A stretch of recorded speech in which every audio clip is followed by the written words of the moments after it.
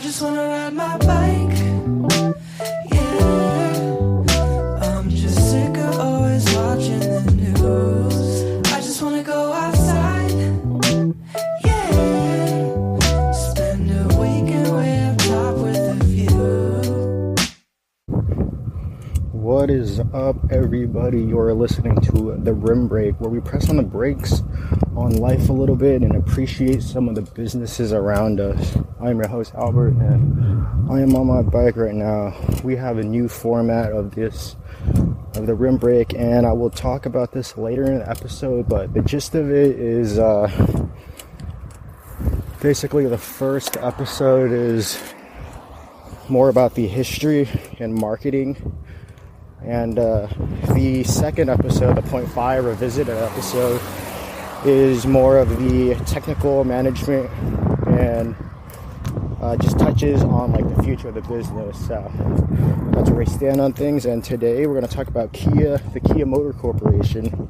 They have a very interesting past. They started off making bikes and bike parts, and now they make passenger vehicles. So this is super cool because I'm on my bike.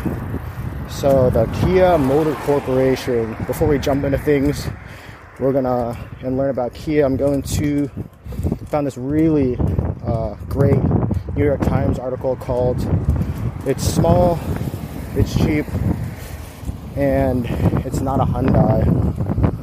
It's very old. It's from May 29th, 1994. Here's a basic summary of the article. Kia wants to play on American soil, and they want to sell their cars here. Okay, so this is really cool because this is like their first interaction with selling their cars in America around this time. So what they had was, what Kia had was just great value, starting at $8,495 for one of their cars. That's pretty insane. They had a lot of problems to overcome. They had, it is sunny. They had to deal with well-known competitors, and with just a slight markup. Example was the Chrysler Neon, and they had very little brand recognition, so they had to compete with well-known American brands, and they were just a little bit more expensive, but yeah. And they had quality problems with Hyundai, which led America's thinking that South Korea couldn't make any cars or quality cars. So yeah, they had a lot of hurdles to overcome. They had a very interesting background. They started off making bikes, like I said earlier, and they didn't even create the complete frames yet. It didn't seem smart for Kia to even enter the American market yet. It didn't seem they were mature enough to enter this market, but they did anyways. So what made Kia trustworthy enough to even make cars? They couldn't even make whole bike frames yet. But Kia was very innovative. They created the first Korean gasoline engine in 1973. This was a good sign, and it showed that they were capable of innovating. But yet again, another setback for Kia in 1981. They nearly went bankrupt because they had to take a 5-year break from making cars. Kia stayed ambitious and rose to the second Korean manufacturer behind Hyundai. Kia stayed, I already said that. The global standing at the time was, first place was for making cars were Japan at number 1, then the US, Germany, France, and then in 5th place was Korea.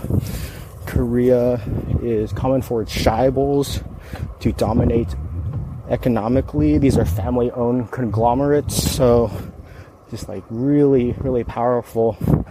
And Kia was not one of these chaebols. Their chairman was Kim Sun-hong,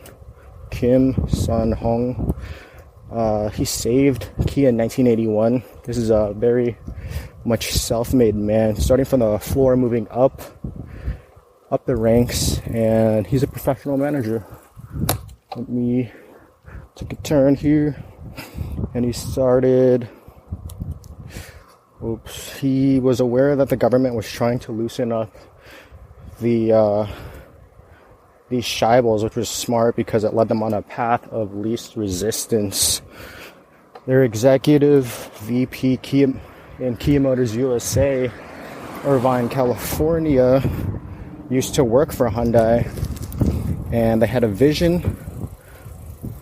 They had a vision to avoid big damage and not make the same mistakes Hyundai was making when they entered the US market. They wanted to do the right things now so they wouldn't have to deal with problems in the future. So that was really, really smart of them. This was great at the moment because their sales just soared, and it failed just as quickly because customers were seeing quality problems in their vehicles. So you have to have a great product when you release something. And okay, let me pause. Okay, something weird just happened on my bike. My pedal crank arm just is about to fall off, so we're just gonna do this episode while walking. It's totally fine with me. So you definitely need to get that fixed. You get a lot of money to get one part, and it's not fixed, so I'm not happy about that. It was like $5 for a little part, and you can't be spending money like that. But yeah, so let's get back into this podcast. Sorry about that. So yeah, Hyundai was trying to, or Kia was trying to avoid the same mistakes Hyundai made when they were penetrating the US market. So yeah, there was also great momentum because the time and sales soared. Customers were quickly finding problems, and Kia was still mindful. We're still finding problems. And a quote from the text that I really liked was, Kia was still mindful of the lessons of Hyundai. Its advertising does not mention the word Korea. I believe this was a smart move for Korea at the moment because Korean cars did not have a huge reputation for quality at the time. But let's go back to the roots of Kia. The original founder was Kim Chol-ho. At 18 years old, at 1930, he set up a Japanese steel mill making nuts and bolts. 14 years later, 1944, he set up a company in Korea making bike parts, and later to complete bikes. Then, when the company was able to start production of passenger vehicles, Kim sadly passed away. Rest in peace, Mr. Kim. The name Kia in Chinese characters means to rise in Asia toward the world. There were more bumps in the road for Kia. Oil shocks, second wave of oil shocks in 1981, bailouts. That's a lot of history that I'm not going to go into, but the Kia government decided to restructure the industry, so Kia was forced to give up making passenger vehicles, but in exchange was given a monopoly on certain trucks and buses, thus tying back to when I stated Kia had a 5-year break from making cars. And to make the story short, Kia worked with Mazda, a Japanese car manufacturer, to make a mid-sized sedan. This was smart because Japan was just known and they were just superior to Korea in product quality, productivity, variety, tech, and production equipment. Okay, that was probably an episode itself, but let's jump into the actual episode to learn more about Kia. And just a podcast formatting update. We have a new set of questions. I will be using the same 14 questions as an outline. and I will be adding and removing certain questions as best fit for the company. This is a living, breathing project because each company is different and deserves their own spotlight. So, yeah, let's jump into it. So Kia, the proper and full name of the company is Kia Motor Corporation. Their former name was Kaesung Precision Industry. Kia actually did not start out making vehicles because they were in the bicycle industry, making bike frames, made various steel parts by hand. Off topic, but steel frames are still one of my favorite frames to ride on. They're super smooth, super solid, incredibly reliable, and just very easy maintenance. This is a sturdy piece of machinery. And I actually looked up the bikes that they were making on Amazon, and they actually have one on Amazon. It's a Sam Shirley folding bike on Amazon for $500. Kind of cool, but I'm not sure if it's the same company like when Kia started, but they share the same name, so that's pretty interesting. Kia, whoops, messed up right here. Okay, whoops, sorry about that. Oh my gosh, I'm a mess right now. Yeah, Kia Motors is headquartered in Seoul, South Korea. It was founded in 1944, December 1944. 73 years old, about to be 74 in a few months. Happy birthday, happy early birthday, Kia. The founder is Kim Cheo Lo. There's a very little information about him, but he was a catalyst for something big. Kia Motors is a publicly traded company, and their stock price as of today was 35,100 South Korean wons, which is equivalent to about $31.62 US. So in comparison, Ford is at $9.25 and GM is at 33.67%. These numbers may be a little higher, a little bit lower, but it doesn't mean much. There are a lot of other factors in finance, such as market cap, beta, just a lot of other things, which dictates the health of a company.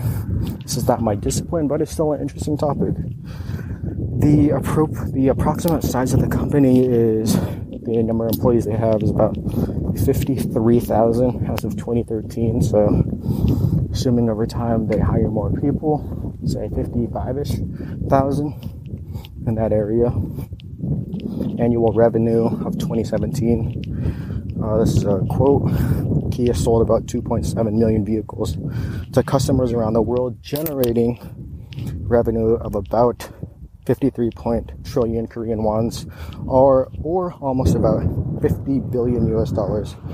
Number of branches. So Kia has many affiliations and subsidiaries.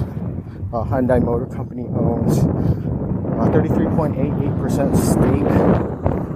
The different subsidiaries are Kia Motor Corporation, which is a subsidiary of Hyundai's Kia Automotive Group, again based out of Seoul, South Korea. Over 1.5 million vehicles sold each year, 13 manufacturing and assembly operations in 8 countries, distributors and sellers in 172 countries. Kia Motors of America, based out of Irvine. They have 755 dealers throughout, and production plant, the first U.S. Kia Motors plant in Georgia in West Point, and then Kia Motors Europe, Kia Motors Mexico. They actually have a $1 billion manufacturing plant there, so it's pretty new. They have Kia Motors India. They're currently building a production facility out there. and Kia Defense. This is the special military vehicles and other transportation equipment